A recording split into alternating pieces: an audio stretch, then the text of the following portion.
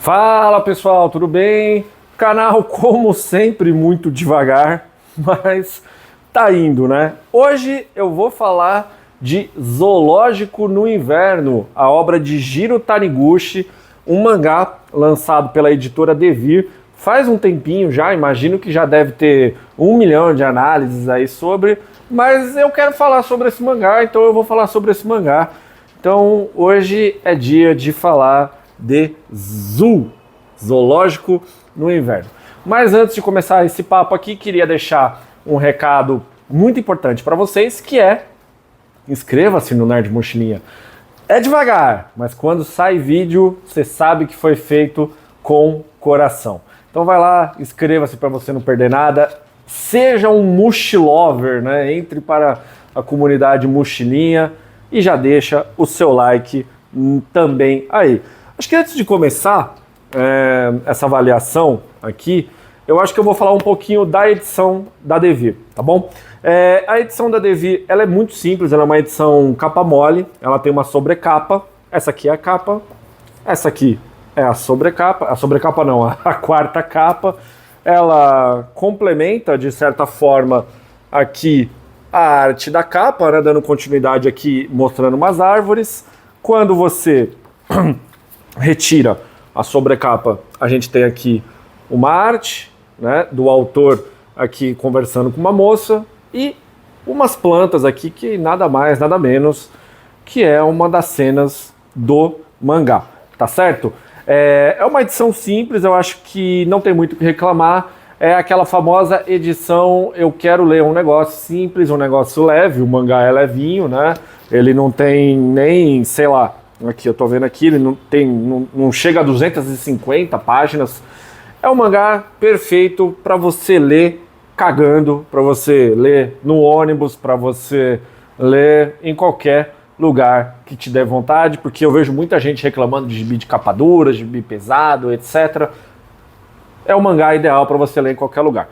Mas do que se trata Zoológico no Inverno? O autor, Jiro Taniguchi, ele basicamente pega um recorte, um período da vida dele, e ele resolveu, no caso, né, visto que o mangá já foi publicado e ele até já faleceu, ele resolveu contar esse período da vida dele.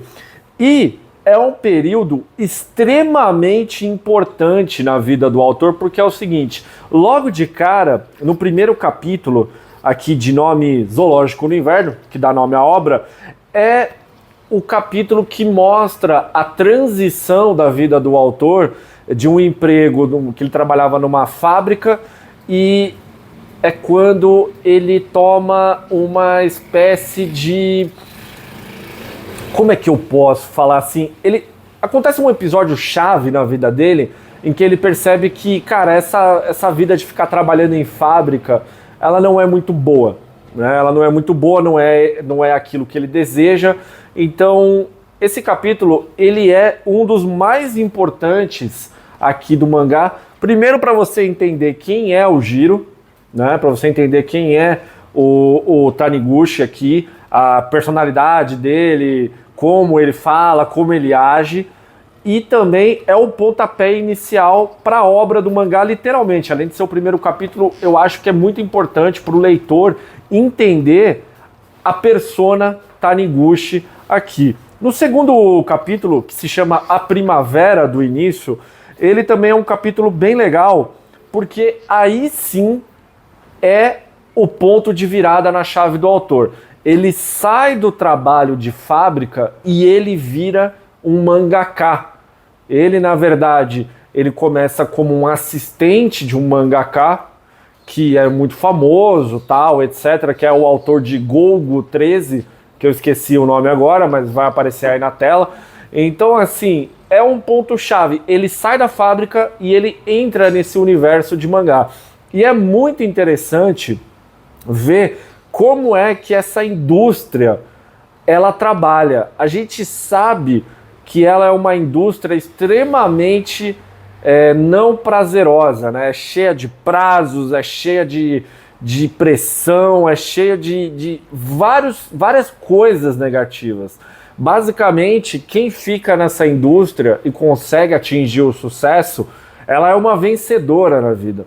E aqui nesse mangá fica muito claro. E até é engraçado, porque assim, um amigo dele leva ele para um estúdio desse mangaka e fala: ah, você não queria ser mangaka? Senta aí e começa a desenhar. Então, desenha um cenário, faz uma arte final. E assim, acho que até por conta de ser a sociedade japonesa aqui no mangá, o autor ele fica extremamente sem graça de recusar. Fala assim, não, meu, parece que eu vou ficar aqui, sei lá, 36 horas direto finalizando o mangá porque ele precisa ser publicado na sexta-feira, tá ligado? E ele fala assim, o que eu faço agora, tal. Então é muito engraçado acompanhar isso. Eu não sei se esse tipo de coisa ele acaba acontecendo ainda já nos nossos tempos. Mas é muito legal ver essa questão na década de 60 ali no Japão, ver como que era essa galera trabalhando, os seus sonhos, os seus, sabe, suas vontades, os seus desprazeres. É muito legal. Mas tem um capítulo aqui nesse mangá que eu considero que ele é o capítulo essencial aqui na obra, que ele se chama No Artístico, é o capítulo número 3, em que o autor ele tá vivendo ali, né, o prazeroso e o desprazeroso mundo do mangá, e o cara basicamente ele não tem vida social. Ele não tem vida social porque ele vive para trabalhar. E aí quando ele tem um tempo livre, o cara ele tá cansado, ele tá, sabe, assim, basicamente um trabalhador normal, como qualquer outro, não só no Brasil, mas como em qualquer lugar do mundo. Só que aqui o Taniguchi, ele não tece críticas ao capitalismo. Ele prefere não fazer isso, não sei por que ele não optou por isso, mas talvez na época o autor ele tinha o senso crítico de entender isso também. Mas aqui nesse capítulo número 3, ele basicamente ele conhece os prazeres da vida depois que um amigo dele leva ele para uma faculdade para ele desenhar um nu artístico. Uma mulher, ela acaba, né, ficando pelada ali pro pessoal desenhar, e ele desenha, só que essa mulher era namorada do amigo. Então o amigo, fiz uma pegadinha e tal, não, mas na verdade era tudo um plano para ele conhecer uma outra garota que era amiga do casal ali, porque o seu amigo percebeu que ele tava... Enfim, o cara precisava se divertir, né? Precisava sair com uma mulher, precisava comer, precisava beber. E é muito legal, porque nesse episódio, em si, nesse capítulo, ele sai para viver a vida, ele aproveita, ele bebe, ele vai numa danceteria, que no caso vai numa balada, né? E vai curtir a vida. Ele acaba até saindo com uma mulher. E como eu estava dizendo, esse capítulo 3, ele mostra também a questão da vida do trabalhador de não carteira assinada, né? Do trabalhador liberal, do trabalhador autônomo, essas coisas. Que assim, o cara ele tem tempo livre teoricamente para viver a vida, né? Tem um trecho aqui que é muito bom, que é a última página desse capítulo, que é assim, ó: estava na hora do rush e a estação Shinjuku estava apinhada de trabalhadores e estudantes. Eu seguia no sentido contrário à maré da multidão que se dirigia aos escritórios e escolas. Por algum motivo, aquilo me causava um estranho sossego. Receio que nesse dia eu já tivesse sido enfeitiçado pela criatura invisível que se oculta nos locais onde os sonhos são tecidos, né? Bonito, né? Parece até poesia. Mas é muito legal, por mais que tenha essa linguagem rebuscada aqui, mostrando que, tipo, cara, o cara tava vivendo o sonho dele. É bom você trabalhar com aquilo que você sonha, porque por mais que tenha as dores, também existem os prazeres. E esse foi o capítulo que mais me chamou a atenção aqui no mangá, e ele também tem uma espécie de uma continuação aqui, que é muito legal, que é o capítulo 4, que se chama A Chegada do Irmão. Nesse episódio, o irmão do Jiro, ele basicamente vai visitá-lo para saber o que ele está fazendo da vida. E aí o irmão dele, que é um cara sempre muito certo, que em nome da família, acabou se sacrificando na criação do próprio irmão, na ajuda para a mãe, enfim. A partir do momento que ele vê o irmão dele vivendo o sonho, ele se sente bem. Ele fica muito feliz, ele fala, cara, ainda bem que você está vivendo isso, ainda bem que você está bem, que você está realizando seus sonhos. E é basicamente o que um irmão mais velho ele tem que desejar, né, para o seu irmão mais novo, e vice-versa também, em que ele viva os seus sonhos, né? Então isso é muito importante. Posteriormente, o mangá ele acaba tendo outros capítulos, que é o 5, 6 e o 7, que é bem legal também, com o Jiro também lidando com a inveja dentro do próprio ambiente de trabalho, quando um companheiro dele tenta publicar o mangá autoral e esse companheiro dele não consegue, e ele se sente aliviado com isso, e posteriormente ele também se sente desafiado a produzir um mangá próprio. Eu acho bem legal. E o mangá aqui ele fecha com uma história bem bacana, assim, na verdade, que é quando o Jiro ele acaba conhecendo uma garota de uma saúde bem frágil, e ele, com a ajuda dessa garota, ele consegue finalmente produzir a sua primeira obra autoral, que abriu as portas para que ele virasse um mangaka de sucesso. Eu só fiquei triste que no final aqui desse mangá, a gente nunca sabe o que foi que aconteceu com essa garota de saúde frágil, mas é um final bem emocionante, assim. Eu tava lendo, admito que eu fiquei bem emocionado lendo, assim, porque foi um sentimento bem bonito. Quando você é jovem, né? Quando você é jovem, tudo é a flor da pele, e isso também até acabou lembrando algumas coisas que eu, quando era jovem, acabei fazendo também, atitudes, palavras ditas. É bem legal, achei bem interessante. E é um mangá que me cativou bastante, viu, galera? Assim, eu nunca tinha lido nada do senhor Taniguchi.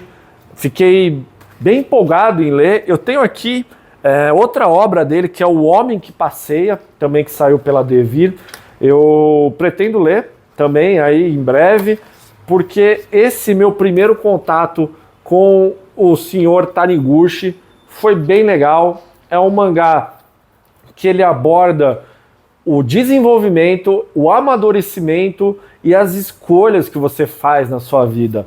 Zou no Inverno é uma obra extremamente interessante, é uma obra que eu recomendo que você vá atrás, e que com certeza, para você que é uma pessoa um pouco mais velha, já passou dos 30, já está nos seus 40 anos, eu tenho certeza que você vai até acabar se identificando. É o tipo de mangá que eu não recomendo para você que é jovem, porque você precisa ter passado por certas coisas na sua vida, tanto no sentido pessoal quanto no sentido profissional, para você absorver e poder falar, cara, isso aqui que ele fez eu deveria ter feito, ou isso aqui que aconteceu com ele já aconteceu comigo também. Basicamente, Zou no Inverno é um mangá que eu recomendo para pessoas que já passaram por diversas coisas na vida.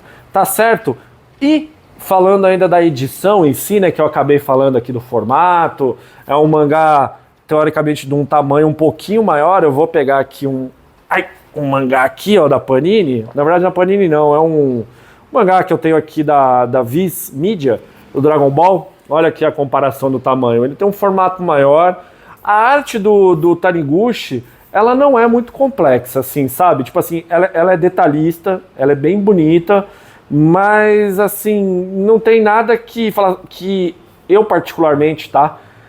Eu acho que o tamanho do mangá aqui, no formato dele, não tem influenciado muito na questão de você apreciar a arte. Porque por mais que tenha aqui quadros bem desenhados, como por exemplo aqui, ó, nesse quadro aqui do irmão do autor olhando um monte de livro, né, numa espécie de uma mini biblioteca, e aqui você vê que cada livro ele foi, né, desenhado, tal, mas não tem muita coisa detalhista para você ficar reparando, porque o mangá ele se passa muitas vezes dentro de salas, dentro de escritórios. essas coisas. Mas a partir do momento que você sai desse ambiente, o autor ele mostra que ele é bem bom nessa questão da arte aqui.